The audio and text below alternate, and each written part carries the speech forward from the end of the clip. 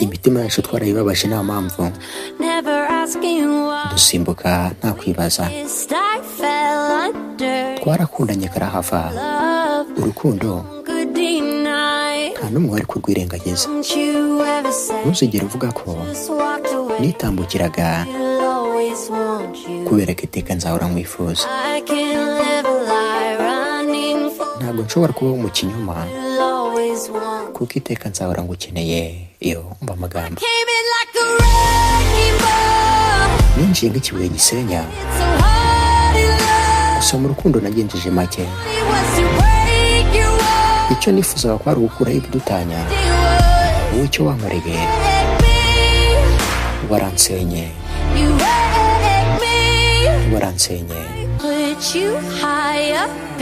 nagushyize hejuru, none ubu reka ntukenyikoze. biri kugenda byangirika, uri kundeka ngo urangirike, none dore ubu tumeze nk'ivu ku butaka. ntuzigere uvuga ko nitambukiraga kubera ko iteka nzahora nkwifuza. ntabwo nshobora kubaho ubuzima bw'ikinyoma kubera ko iteka nzahora ngukeneye.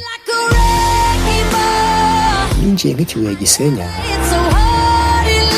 gusa nagenjeje make mu rukundo.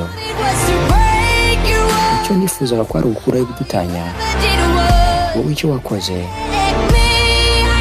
waransenye. ninjiye nk'ikibuye gisenya, nafunze amaso yanjye, nawe urandireka ndangirika. icyo wakoze nta kindi, waransenye,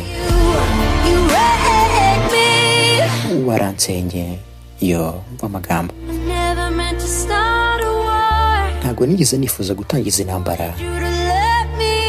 nifuzaga kundeka nkinjira mu gukunda. iyo nza kubimenya sinari gukoresha imbaraga, ahubwo nari kukureka ugatsinda. ntabwo nigeze ntekereza gutangiza intambara. nifuzaga ko wandeka nkinjira mu gukunda, ariko ndatekereza nakabaye narakuretse ngo utsinde.